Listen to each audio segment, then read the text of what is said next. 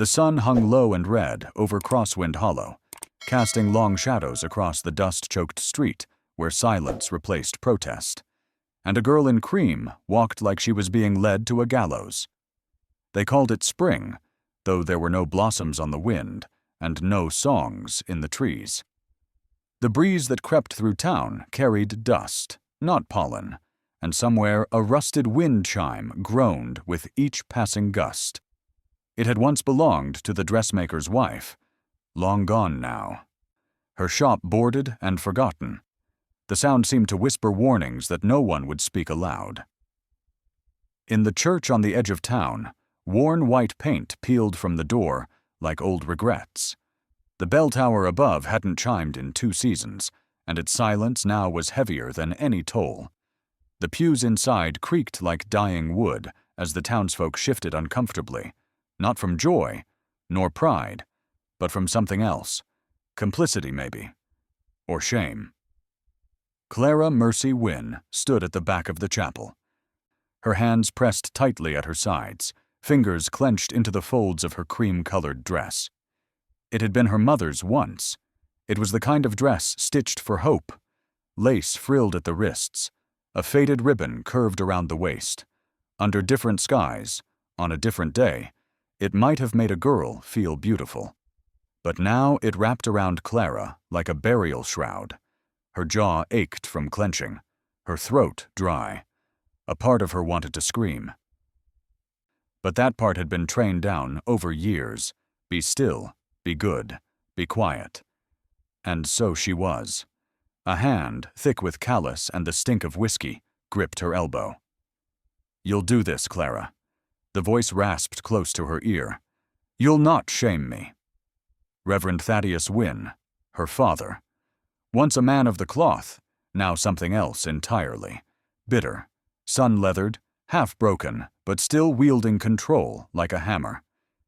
His breath came hot and sour, soaked with last night's bottle. His fingers, iron clamps beneath the bones of her arm, pushed her forward. She did not look at him. Inside, the preacher, old Amos Ket, shifted behind the altar, eyes flicking from the outlaw standing at the front to the girl being dragged toward him. His mouth opened, closed, and opened again. He held a small Bible in trembling hands, and Jedediah Crane waited. He was taller than Clara remembered, the kind of tall that made a room feel too small. Broad shoulders stretched the seams of his worn wool coat.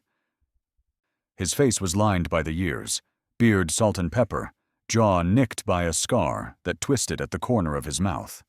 His eyes, dark as dried blood, bore into her with a glint that knew too much and cared too little. Jed Crane did not belong in churches. He was a man of saloons, of saddle dust and card games that ended in gunfire. Clara had seen him only once before, across the square, when he'd shot a man in the chest for accusing him of cheating. The man had bled into the dirt outside the barber's window. No one had spoken a word about it since. And now Jed Crane was to be her husband. The congregation, such as it was, watched with the stillness of stones. A few women held their shawls tight, not in reverence, but unease. Men looked at their boots, caps held between their hands, knuckles pale. No one smiled. Clara's mother sat halfway down the aisle, hands folded tightly in her lap. Her face held no expression, just lips drawn into a line, and eyes hollowed from years of watching too much and saying too little. She had pleaded last night, whispered behind the cabin door, "Don't let him take you, Clara. There's still time." But there hadn't been. There was never time in Crosswind Hollow, only orders and consequences. "Bring her forward," Crane growled, and it was not a request. Thaddeus shoved her. Her feet stumbled. Her palms caught against the rough front of Jed's coat. She stepped back, but he caught her wrist with the swiftness of a snake. "Eager, aren't you?" he rasped. His fingers curled around her like iron. "No need to be shy now, little dove. You're mine." His words dropped low, sticky with something cruel. The preacher cleared his throat, voice wavering. "We are gathered here today," he began, though no one responded. No amen. No smiles. Not even the church mice dared move. Clara stared at the worn wood floor. She counted cracks. She pretended the walls were somewhere else. She didn't hear most of the words. Each one fell like a stone into a well, and her heart beat louder than them all. "Do you, Clara Mercy Wynne, take this man to be your lawfully wedded husband?" Her lips parted, but nothing came. A sharp pain jabbed her ribs. Her father's fingers again, hidden beneath the fabric. Pinching. Her voice cracked. I do." Jedediah Crane chuckled. It sounded like gravel rolling over bone. The preacher, hurrying now, moved on. "And do you, Jedediah Crane?" "I do," he interrupted, already reaching for her chin. Clara flinched, but he cupped her face with a hand that felt more like a claim than an embrace. His thumb brushed her cheek, rough and possessive. "That wasn't so hard, was it?" he said. Then his lips crashed into hers. Brutal, unwanted, final. The church did not gasp. It did not move. The kiss ended, but the silence stayed. Jed pulled back and turned to the room, one hand still resting on Clara's shoulder. "Ain't she a beauty?" he boomed. "You all remember that? She's mine. Any man lays a finger on her, he answers to me." No one answered. No one ever did. Outside, the sun dipped lower. It was near dusk when the church doors opened again. The air had changed. Cooler now. Heavy. Clara was led through the streets of Crosswind Hollow like a funeral procession. She did not cry. She had cried all her tears the night before. Now, her eyes only stung from wind and dust. Children peeked out from windows. Women closed shutters. Men stood outside the dry goods store and said nothing. No one helped her. Jed hoisted himself onto a massive black stallion, then extended a hand to her. She hesitated. He pulled her up like she was luggage. They rode. The town shrank behind them, swallowed by pine and dusk. The path turned rocky, then wild. Clara sat stiff as a board, Jed's arm around her waist, breath hot against her ear. "You're going to be a good wife, aren't you?" She did not answer, a sharp tug at her waist. "I asked you a question." Her voice was barely audible. "Yes." Another chuckle. They rode for hours. The sun sank fully, stars blinking into a sky too wide and cold. The land opened into hills, craggy, vast, and somewhere beyond, firelight danced in the hollows. A camp. Clara's stomach twisted. They entered without fanfare. Men turned to look. Filthy, wild-eyed, they leered and whistled. One called something obscene. Jed ignored it. He dismounted, then dragged her down beside him. "Don't speak unless I tell you," he muttered, pulling her through the camp like a dog on a lead. The main cabin loomed, larger than the rest. A rough building, patched with scrap wood and iron. Inside, it stank, of sweat, whiskey, and the metallic ghost of blood. "This is home now," Jed said. He shoved open a door at the end of the hall. A single bed, a basin, a chair, a cracked oil lamp. "Don't get any ideas. You wouldn't last a night out there." Clara said nothing. He turned to face her fully. His eyes lingered, and for a moment something flickered across his face. An echo of thought, but it vanished, replaced again by the smirk. "I know you hate me," he said, "but you'll learn to accept me. I always get what I want." He stepped closer. Clara backed away until the wall met her spine. "I'll give you tonight to settle in. But tomorrow," his smile widened, "tomorrow, you start acting like my wife."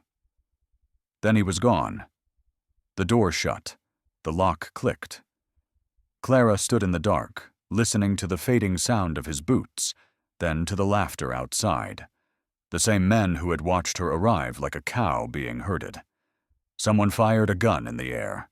A cheer followed. She sat on the edge of the bed, dress wrinkled, mind hollow. The world had become a smaller, tighter place. But in the woods beyond the hills, under the whispering pines and fading moonlight, someone else was moving. A shadow. A rider without allegiance to law or outlaw. A man who had come to kill Jedediah Crane. And whether he knew it or not, he had also come to save her.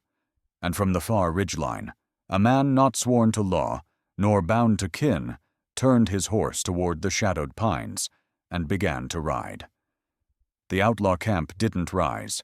It sprawled, like a wound torn into the hills, where men laughed louder than they should, and fires burned like sins they meant never to confess. Clara Wynne sat on a rough-edged cot with her knees pulled up beneath her, listening to the chaos that lived just beyond the wooden walls. Somewhere out there, men howled like wolves, breaking bottles and arguing over cards. A pistol fired. No one screamed. That was the kind of place she was in now, a place where the sound of death was just another verse in the nightly chorus. They'd ridden for hours after leaving Crosswind Hollow, weaving through canyons and dry riverbeds, the landscape rising into twisted stone and sun-blasted ridges. Jedediah Crane hadn't spoken much after that first cruel whisper in her ear. He rode with confidence, one hand loosely on the reins, the other resting near the pistol at his hip. He didn't need to bark orders. The stallion knew the path. She'd never been this far from home, and yet, nothing about where she had come from felt like home anymore. Inside the room now, a single oil lamp flickered, casting warped shadows along the crooked walls. The basin by the door was half filled with cloudy water. It smelled faintly of blood and rust. The air held the bitter scent of whiskey, boots, and something more ancient, like the death of time itself.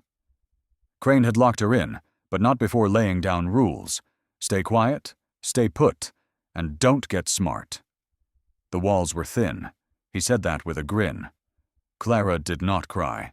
Not anymore. She sat still, back pressed against the wooden planks, eyes fixed on the splintered floorboards beneath her feet. Her dress, once cream and full of innocence, now bore a streak of dried mud across the hem and the lingering smell of horse sweat. Her wrist ached where he'd grabbed her, but pain wasn't what burned most.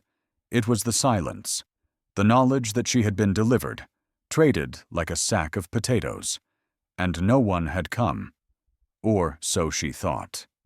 Beyond the camp, past the craggy spine of the hills, Elijah Callahan crouched low in the shadows of a boulder, the moonlight glinting off the polished edge of his tomahawk. He was a quiet man by nature, not out of fear, but intention. He watched the fire-lit sprawl of tents and cabins with the focus of a hunter who had trailed prey too long to lose it now. He had been following Jedediah Crane for 6 days and 7 nights. He had not expected to find a girl. The promise had been made 2 years prior, not to the town, not to the law, but to a dying woman with tired eyes and a voice like old paper. Clara's mother had written a letter and sent it north, and Elijah, who owed no man, had kept that letter beneath his saddle ever since. He read it once each season to remind himself that not all debts were bought with silver. The camp ahead was crawling with fools and whiskey-drunk killers, easy to enter, harder to leave. Elijah knew their kind. He had once worn a badge before the badge meant less than the weight of his own word. He slipped forward now, boots barely whispering against stone. Each movement was a calculation. There were guards, lazy ones, nodding against barrels and tossing dice under lantern light. They didn't see him. He moved like wind through the trees, like a whisper unspoken. Inside the cabin, Clara shifted. Her spine ached from sitting too long. She stood, walked to the door, and pressed her ear against it. Nothing but drunken laughter. She turned her gaze to the room, sparse and stale. On the table, a deck of cards, a rusted knife, and a flask left half full. The chair beside the bed was missing a leg. Against the far wall, a cracked mirror leaned at an angle, showing her reflection, warped and uncertain. Her eyes found something else. Crane's gun belt. He had slung it over the bedpost before leaving. The revolver was holstered. Loaded, no doubt. She moved toward it, each step deliberate, each breath shallow. Her hand hovered above the grip. A crack outside the window made her freeze. Someone was coming. The bootsteps weren't Crane's. They were slower, heavier, pausing. Elijah pressed himself against the wall outside the cabin. He could hear voices inside, faint, a murmur, a shift of feet. He moved to the window's edge and peered in through the slatted gaps in the shutters. His eyes caught her. The girl. Clara. Small, trembling, staring at the pistol like it might bite. She didn't know yet that she'd already been bitten. He moved on, silent and sure. A sentry sat nearby, slumped and snoring beside a pile of crates. Elijah came up behind him like a shadow, one hand over the mouth, the other, a blade sliding swift into flesh. The body sagged, limp and still. Clara stepped back from the bed as voices rose from the common area. She could hear Crane's low growl, bragging about the wedding, the sound of glasses clinking, men laughing, chairs scraping. She turned to the wall and pressed her fingers to the wooden boards, searching for weakness. A knot in the wood, a crack. Then she heard it. A rustle. Outside. A shape passed by the window. The door handle shifted. She stepped back quickly, but the door didn't open. It burst inward. Jedediah Crane stood framed by the light of the hallway, anger carved deep into his brow. Behind him, firelight flickered. His eyes swept the room and landed on her, standing too close to his pistol. "You touch that?" he growled. Clara's mouth dried. "No." He stepped in. The door shut behind him. His shadow stretched toward her. But before he could speak, before his hand could rise, a noise split the air. Something sharp, fast. And Crane staggered. A tomahawk stuck in his shoulder. Blood bloomed instantly. Clara gasped. The room exploded into motion. Elijah came through the door like a thunderclap, another knife in hand, eyes wild and clear. Crane roared, spinning, drawing his weapon even as blood soaked his sleeve. Elijah lunged, knife aiming for the throat, but Crane caught his wrist mid-strike. The two men crashed to the floor, a tangle of fists and fury. Clara stumbled back, hands clutched to her chest. Elijah grunted as Crane slammed him into the floorboards, reaching for his gun with the other hand. Elijah punched upward, landing a blow that cracked Crane's nose, sending blood flying. The revolver dropped, spinning. Elijah reached for it. Crane elbowed him hard. They rolled again. Clara saw the pistol land near the table. She didn't think, didn't breathe. She ran to it. Fingers closed around the grip. It was heavier than she'd imagined. The men struggled, a blur of motion, curses, sweat, blood. Clara raised the weapon. Her hands trembled, her vision tunneled. Crane loomed above Elijah now, knife drawn, ready to finish it. Clara screamed, pulled the trigger. The sound cracked like the heavens splitting open. Crane froze. A red bloom spread across his chest. He turned slightly, eyes wide. "You," he rasped, blood on his lips. She fired again. He slumped forward, onto the floor, onto the blood. The room went quiet. Clara stared at the gun in her hands. Elijah sat up slowly, chest heaving. They looked at each other. She dropped the pistol. It clattered against the wood. He nodded, expression unreadable. Outside, a shout rose, then another. Men had heard. Boots pounded. "Time to go," Elijah said, rising to his feet. Clara didn't argue. She stepped over Crane's body without looking down. They burst through the back door into the night. Gunfire split the dark behind them. Bullets whizzed past. Trees cracked. Dirt flew. Elijah pulled her behind him, movements swift, measured. They sprinted through brush and stone, diving behind boulders, cutting through shadow. An outlaw shouted, rifle raised.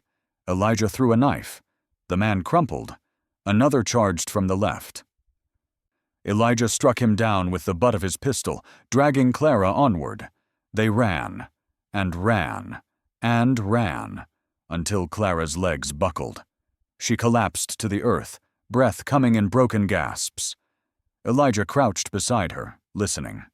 The night wind moved like a whisper across pine needles. An owl called, but no footsteps came.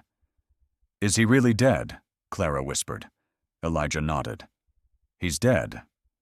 She looked up at the stars. Something unspoken passed between them. Then they moved. Behind them, gunfire tore the sky apart. But ahead lay only shadow, and the taste of pine on a rising wind. There's a kind of silence that only comes after death and running, the kind that seeps into your bones, reminding you that breath is borrowed and peace is not yet earned. The forest had swallowed them whole. Hours had passed since the blood and fire of the outlaw camp, but Clara Mercy Wynne could still hear the echo of gunfire, somewhere deep in her mind. It hadn't stopped when they reached the ridgeline, nor when the last of the lantern glow from the devil's spine vanished behind the trees. Even now, nestled beneath the twisted roots of a moss-covered overhang, her ears rang faintly with the memory. She sat hunched over, knees tucked into her chest, staring into the fragile flame Elijah Callahan had coaxed from twigs and dry pine needles.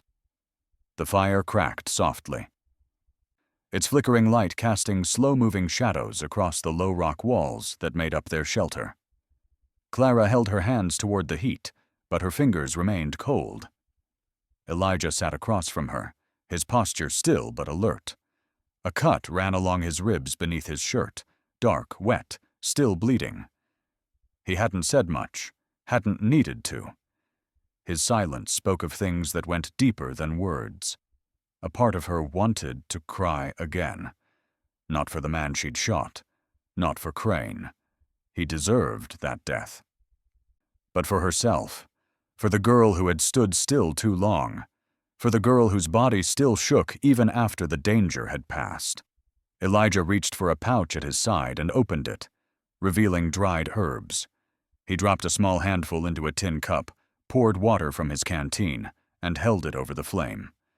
Clara watched him stir the contents with a twig, his motion steady despite the pain.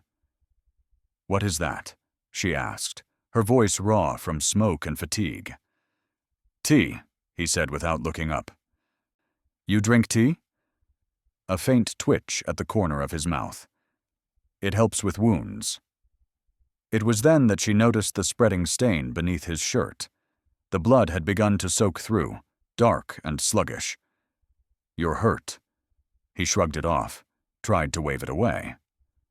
"That's not bad," he muttered. "You're lying," Clara said, sitting forward. "Let me see." He hesitated for a moment, then slowly unbuttoned his shirt. The fabric peeled away from torn skin. The gash was shallow, but long, jagged where the blade had torn through muscle. She winced. "You need to clean it," she whispered. He handed her the tin cup. "Pour it over." She did. The tea ran down the wound, staining his side a darker red. Elijah exhaled through gritted teeth, but didn't flinch. She reached for a strip of cloth from his satchel, pressed it against the wound, and tied it as best she could.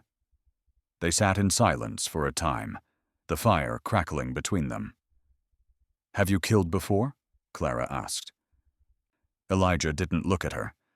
"Yes." He didn't elaborate, and she didn't press him. Outside, the wind shifted. Elijah straightened slightly, head tilting. He moved like a wolf, sensing movement beyond the trees. Clara froze, listening too. A moment passed, then another. Finally, he relaxed. Just the wind. She let out a slow breath, shoulders sagging.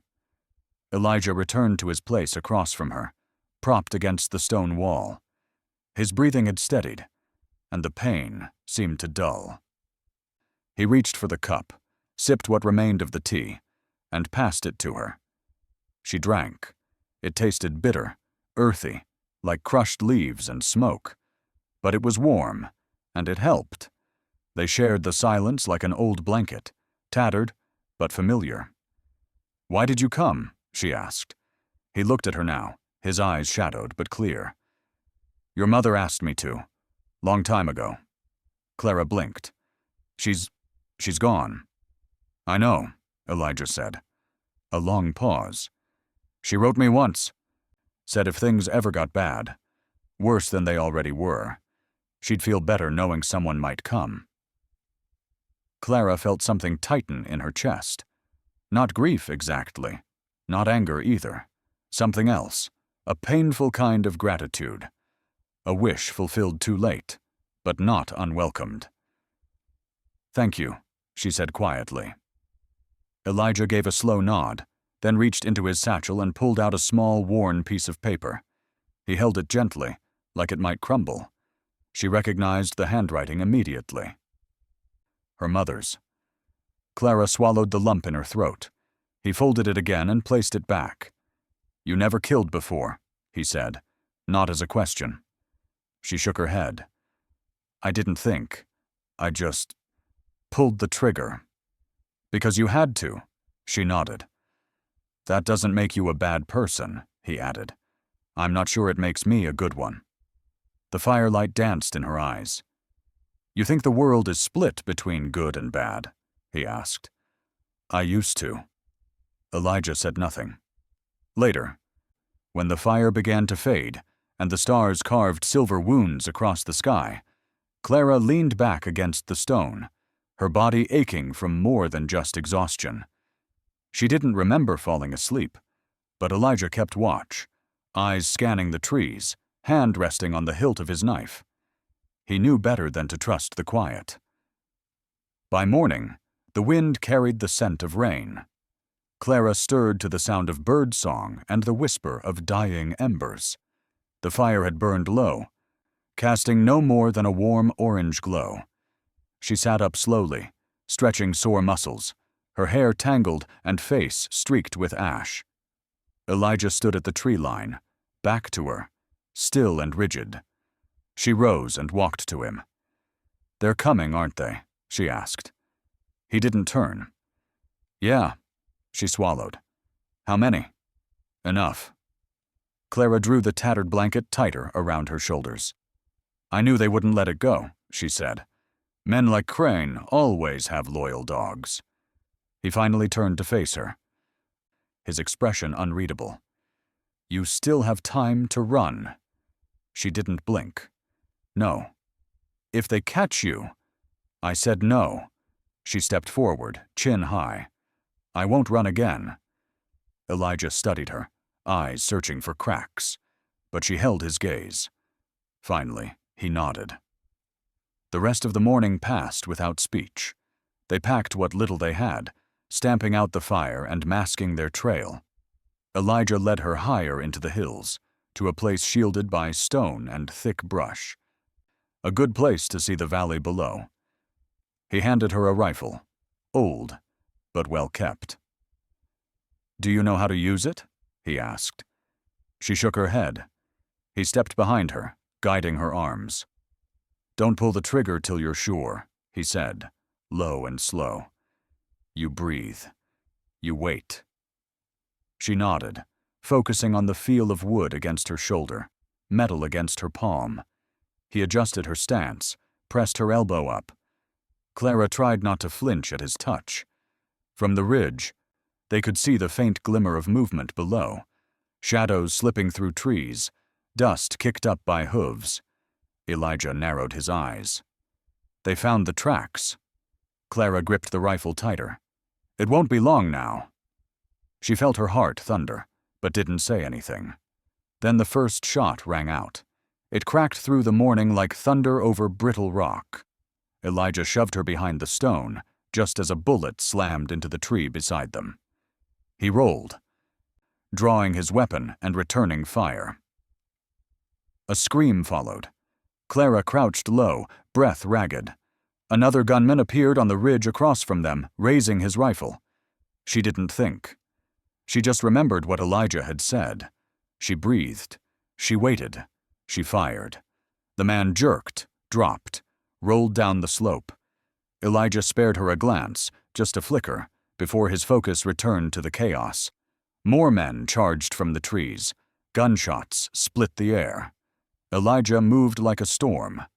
Low, efficient, deadly. Clara reloaded with shaking fingers. Another outlaw came from the left, aiming straight for Elijah. She couldn't shoot fast enough. Then a voice rose, sharp and familiar. "Well now, ain't this a sight?" Her blood went cold. She turned. At the edge of the clearing stood her father, Thaddeus Wynne, pistol in hand, coat dusty, face twisted into something crueler than she remembered. "I figured you'd be dead by now," he said. "But look at you, play an outlaw's wife." Elijah fought on, unaware. "What are you doing here?" Clara demanded. He chuckled. "I came for what's mine."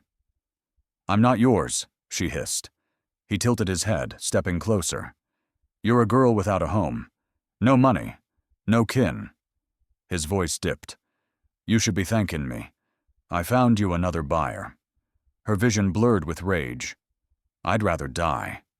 Thaddeus sighed. "That's a shame, then." He raised his pistol. Clara's breath hitched. But before he could pull the trigger, another shot rang out. Thaddeus staggered. Eyes wide. Blood spread across his chest. He dropped to his knees. "You—" He coughed, voice cracking. "You ungrateful little—" A second shot ended it. Clara stood frozen. The rifle slipped from her fingers. Behind her, Elijah lowered his smoking pistol. He stepped toward her, slowly. She didn't move.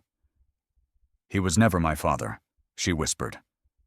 Elijah nodded, saying nothing. The woods were still again. The last of Crane's men had fled or fallen. All that remained was the cold wind, and the truth Clara finally spoke. Clara stood over her father's body, breath shallow, voice barely a whisper. "He was never my father." Behind them, the wind shifted, and carried voices with it. Some places don't carry names on a map. Only the stories of blood spilled there, and the bones of those who dared make a final stand.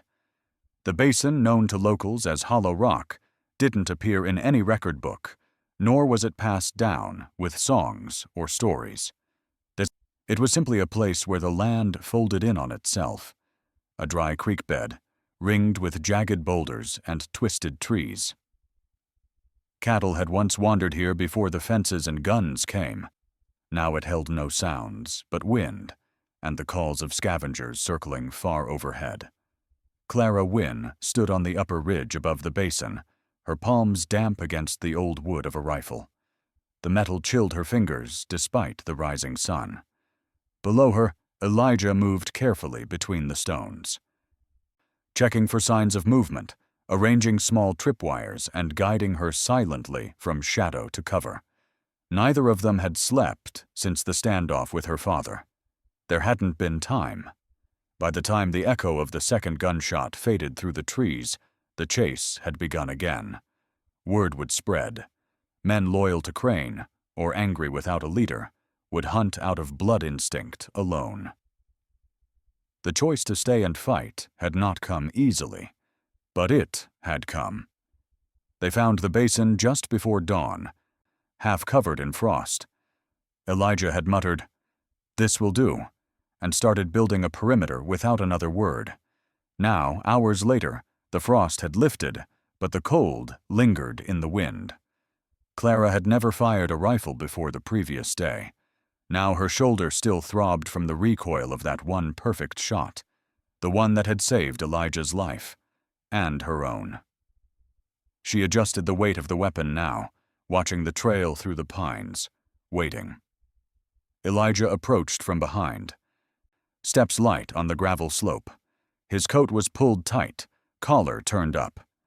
The wound beneath his shirt still bled a little, not enough to slow him, but enough to remind her that he bled at all. He wasn't a ghost. He wasn't unkillable. "You ready?" he asked.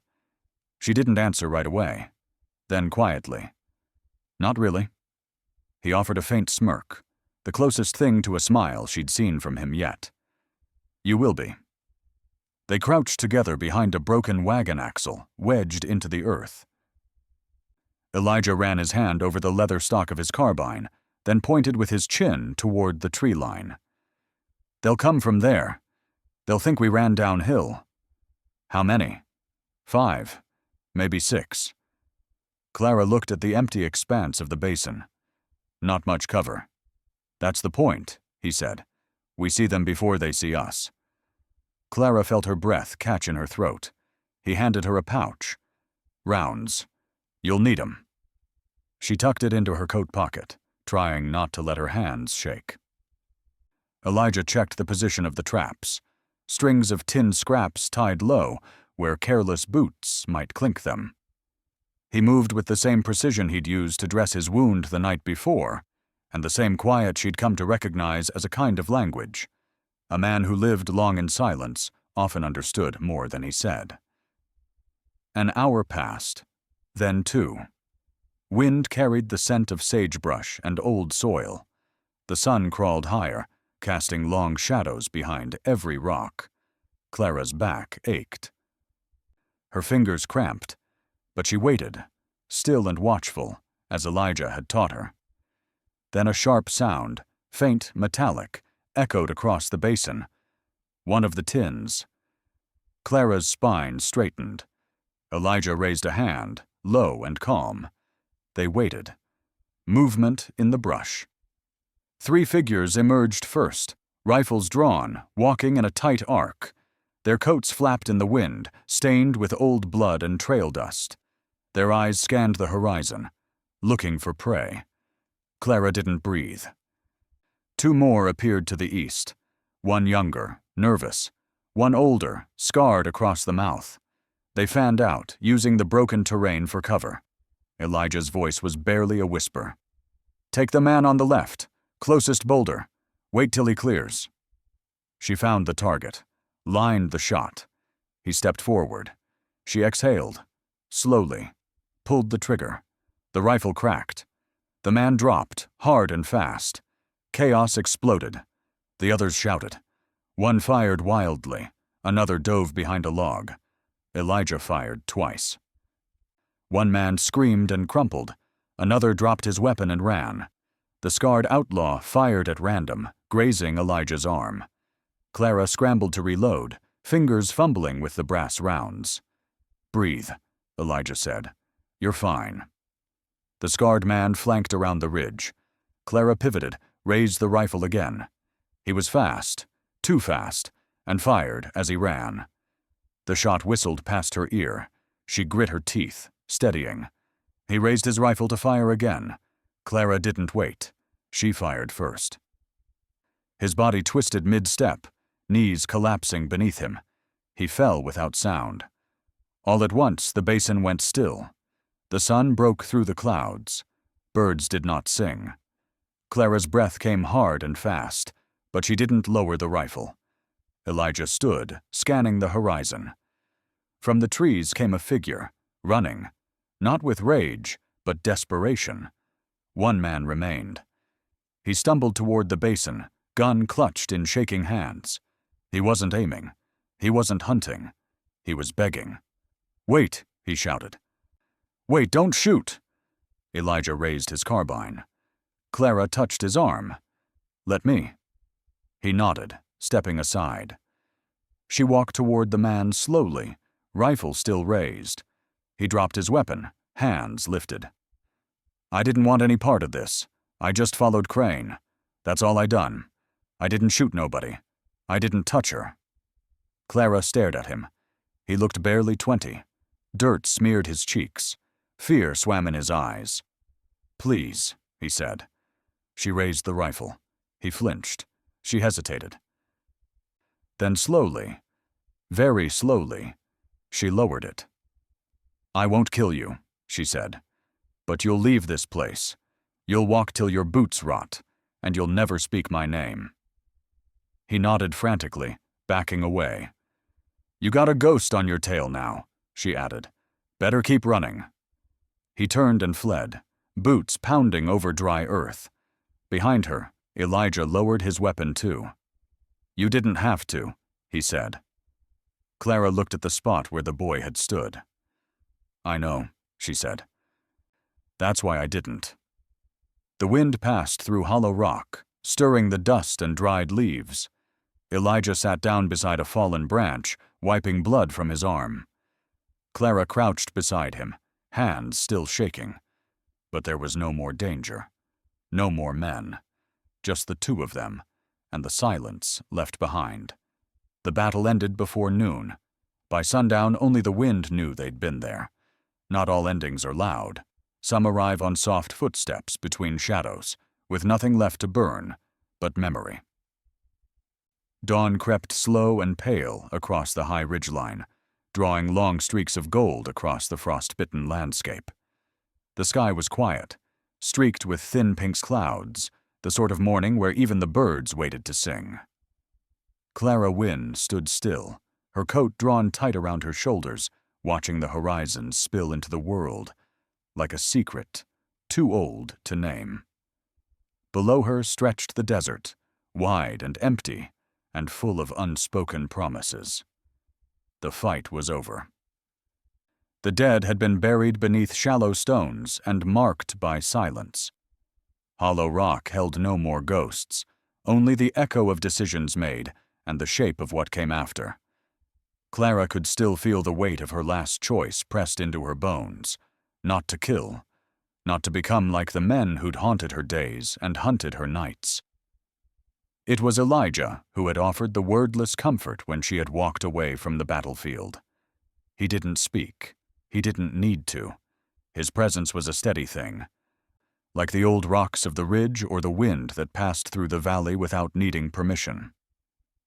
This morning, he stood with his back to her, facing east, watching the same sun rise. A canteen hung at his side, his coat dusted with ash and blood too stubborn to wash out. Neither of them had spoken much since the boy had fled.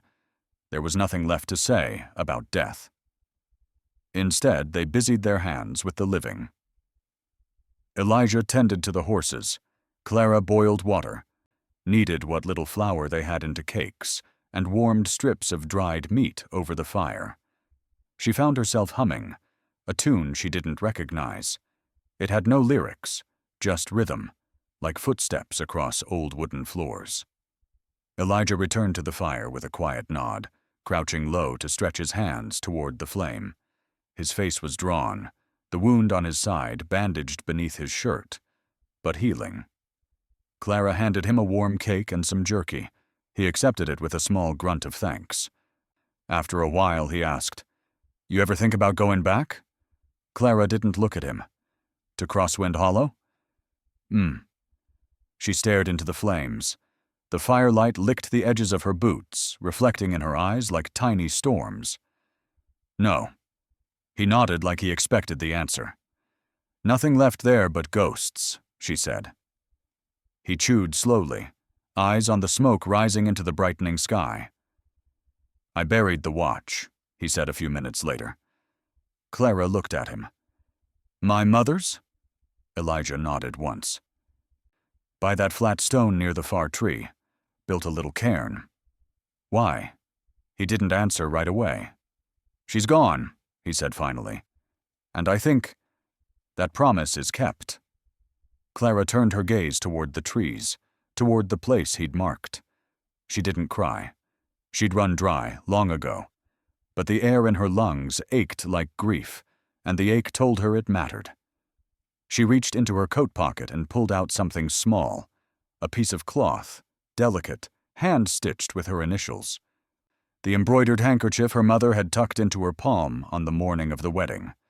It had stayed with her through dirt, blood, fire, and silence. She stood, walked to the cairn, and knelt beside it. Carefully, she tucked the handkerchief beneath a loose stone, pressing it into the earth like a prayer. When she returned, Elijah didn't ask what she'd done. By midday, they packed. There wasn't much. The saddlebags held 2 canteens, a worn blanket, half a tin of coffee grounds, a roll of hard biscuits, and 1 extra shirt, Elijah's, too big for her. The horses, lean, sharp-eyed, waited near a twisted pine, heads bowed low. They didn't speak while they saddled up, but when Clara mounted, she looked back. Not far, just enough to see the basin again, the tree where the watch lay buried, the small fire ring now cold. She didn't need a photograph. She would remember every inch. Elijah swung into his saddle, adjusting the rifle at his back. They rode. The path wound slow at first, curving along the high ridge, then opened into a wide plain where the earth shimmered in the sun, and the wind blew dry across sand and sage. They said there were towns west of here, places untouched by Crane's men, where names were unknown and peace came easier. They passed a broken sign nailed to a leaning post. To Dry Cedar Bluff, 14 miles. The letters were half scoured away. Clara tilted her head. You ever been there? Elijah shook his head. Farther west, maybe? She thought for a while. You got family? No. She didn't press further. A few miles later, they stopped to water the horses at a shallow stream running clear and cold through a gully. Clara crouched beside it, cupping water into her mouth, watching her reflection ripple and vanish. Her reflection showed not a girl, but someone who had walked through fire. Ash in her hair, resolve in her stare. You still think I'm not a bad person? She asked. Elijah didn't move. I think, he said slowly, you're a person who had to do things, and you did them. Clara looked down at her hands. I didn't want to, he nodded. That's the part that matters. They rode again. When the sun began to dip, the sky bled orange across the rim of the earth, and long shadows stretched across their path. They found a rise overlooking the desert floor, where the air was cool and still, and the wind whispered through tall, dry grass. They dismounted and built a small camp. No fire this time. Just cold bread and quieter thoughts. Clara sat with her arms wrapped around her knees, staring westward. You gonna stay with me? She asked. Elijah looked over at her. His face was unreadable in the fading light. I will if you want me to. She nodded once. Not 'cause I need protectin', she added. He looked at her a moment longer. No, I know you don't. The stars rose slow and clear. The horses shuffled nearby. The sound of their breath steady, calm. Clara reached into her coat again and pulled something from the inner pocket. A small scrap of paper, worn soft from being handled too many times. She opened it. It was a page from an old Bible torn from a corner. On it, written in her mother's hand, were only 5 words. Don't be the silence, Clara. She folded it back up and tucked it away. She would keep that, at least. When the moon hung high above the ridge, she and Elijah lay down beneath their coats, shoulders touching lightly. She didn't know where the road would go, but she knew it would be hers. Elijah glanced toward the trail ahead. Where to next? Clara looked westward, her voice steady. Forward. The sun hung higher now, glinting against the ridge as the horses traced a slow arc along the path west. Clara Mercy Wynne rode quiet in the saddle, the reins soft in her hands. Her coat pulled tight against the wind that still carried the chill of early spring. There was no one left behind them, no outlaws on their trail, no father, no bridegroom, just land, wide and rough and honest. Once she might have asked where they were going. Now it didn't seem to matter. Elijah rode ahead, eyes steady on the horizon, his movements still with the patience of someone who understood that rushing got a person nowhere fast.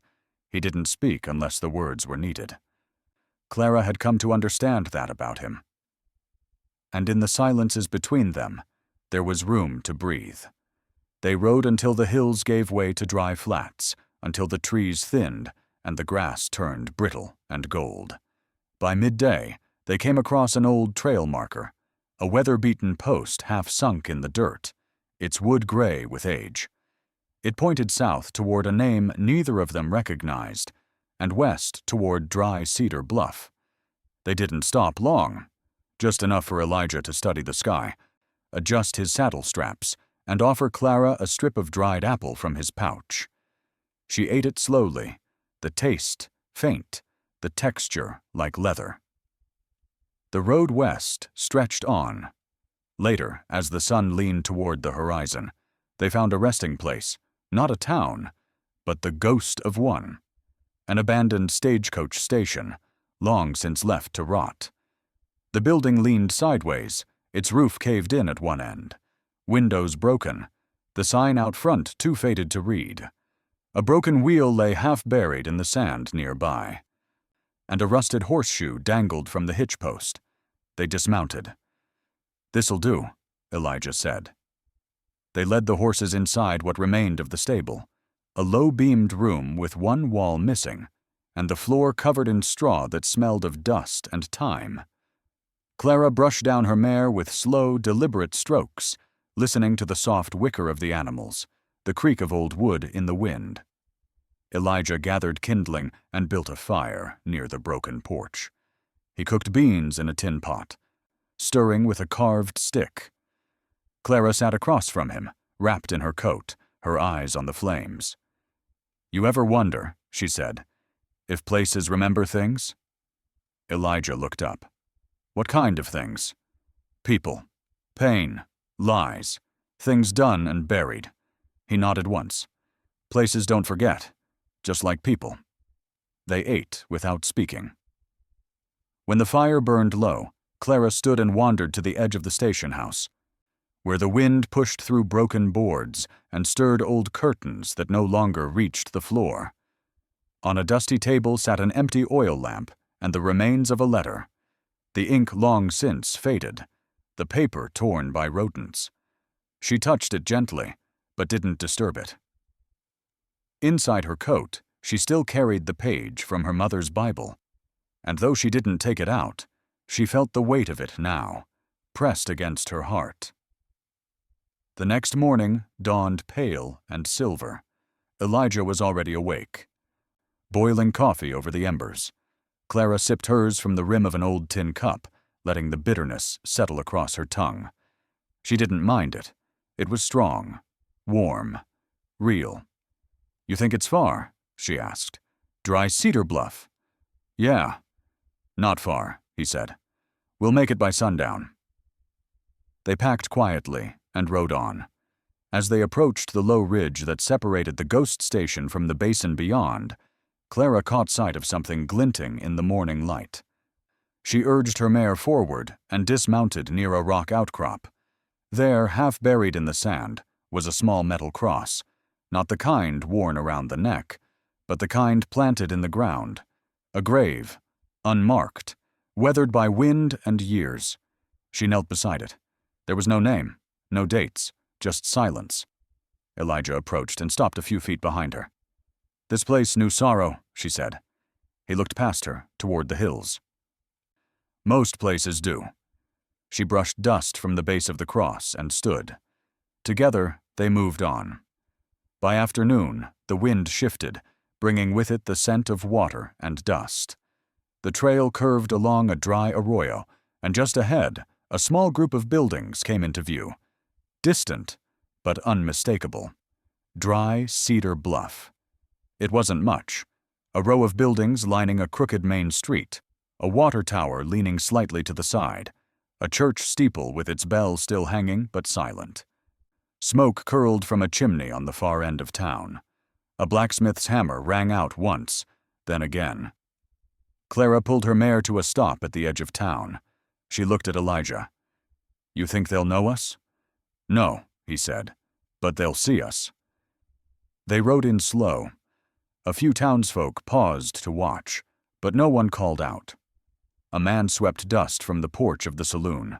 A child peered from behind a curtain. An old woman sat on a bench outside the general store, knitting with thin fingers. Clara kept her head high. They stopped outside the inn. The sign above the door swung gently in the wind. Elijah dismounted first and tied the horses. Clara followed. Inside, the inn smelled of wood polish and baking bread. A woman behind the counter looked up, eyes sharp but not unkind. "Room?" Elijah asked. The woman nodded. "One bed or two?" "Two." She slid a key across the counter. "Baths out back. Water's hot, long as you're quick." Clara didn't say much that night. She bathed behind the inn, scrubbing dirt and blood from her arms, watching it swirl down the drain into the soil. When she returned, she found Elijah on the porch, watching the sky turn violet. They sat in the quiet. After a while, Clara asked, "You think we'll ever stop running?" Elijah didn't answer at first. Then he said, "You're not running now." She looked down at her hands. The skin was rougher than it had been, the nails broken. But they were her hands, and every scar on them was earned. She stood and faced the street. The town didn't know her name, but she was here, whole, alive. The wind picked up, rustling the faded red banner above the post office. Lanterns flickered to life inside the saloon. Elijah rose beside her. "You ready?" he asked. She nodded. They stepped down off the porch, the boards creaking beneath their weight. "Where to now?" Elijah asked. Clara's answer was quiet, but firm. "Anywhere that's not behind us." Sometimes, long after the dust has settled and the gunfire's gone quiet, the land still carries the weight of what was done upon it, like hoofprints pressed into dry creek beds that remember every gallop, every flight, every fall. Even now, if you stand on the ridgeline where the Devil's Spine once shadowed that outlaw camp, the pines still whisper in the same rhythm as they did the night a girl became her own salvation. There's a hush in the trees that sounds like a held breath, and if you listen close, you might catch the echo of a rifle crack, or the faint click of a tomahawk returned to its sheath. The sky above Hollow Rock hasn't changed. It still burns gold in the late afternoon and deepens into violet behind the boulders, where quiet courage was once tested. They say the basin is empty now, but wildflowers grow there in the spring, pushing through the broken soil like secrets that refuse to stay buried. You might find a cairn tucked beside a crooked tree, and beneath it lies a silver pocket watch that kept more than time. It held a promise, kept until the end. And further west, if you walk the edge of a forgotten stagecoach trail, there's a handkerchief beneath a stack of stones, the stitching near faded, initials worn soft with weather and memory. These are not graves in the usual sense. They are markers of something harder to name, moments where someone chose kindness instead of cruelty, silence instead of revenge, strength instead of surrender. And in the town of Dry Cedar Bluff, the old wind still lifts the banner above the post office, though no one remembers why it frays in red. In the saloon, folks speak low and drink slow, and an old woman hums a tune she never learned, while a blacksmith beats out rhythm not just in iron, but in heart. Somewhere in that quiet town, a girl with sharp eyes and a soft soul walks with a man who keeps his words close and his gaze far. They do not carry guns like they used to. Their saddlebags are lighter. Their burdens, too. But every step they take forward reminds the earth they came from something heavy, and they walk with a kind of peace, not easily earned, the kind that only comes when justice has been done, not loudly, but honestly. There is no song to mark their passing, no pages written in some dusty ledger, but still, their names are known by the wind, and by the wolves, and by the whispering pine, because honor, when buried, can grow back in strange places. Justice, even when late, can find its mark. And a woman once forgotten can rise and carry a fire that softens the coldness of a generation. Not every truth needs to be believed by the many. Sometimes it only needs one soul to carry it forward. Clara Wynne was that soul. And Elijah Callahan, who'd walked long with silence, came to understand that mercy given at the right moment is worth more than any coin. So if you're still listening under the hush of twilight, and you believe there's something in this world worth saving, honor, decency, even forgiveness, leave a sign behind. A kind word, a slow nod, a single light in a window. Let the world know you still believe. And if this story found its way into your heart like a letter tucked between Bible pages, we invite you to stay a while longer. Like this video if the tale moved you, and subscribe to our channel so you won't miss the next story we set down under the soft glow of oil lamp light. Because out here, where the West was once wild and hearts were worn thin as saddle leather, stories still matter. And some stories, like this one, leave just enough quiet behind to feel like truth.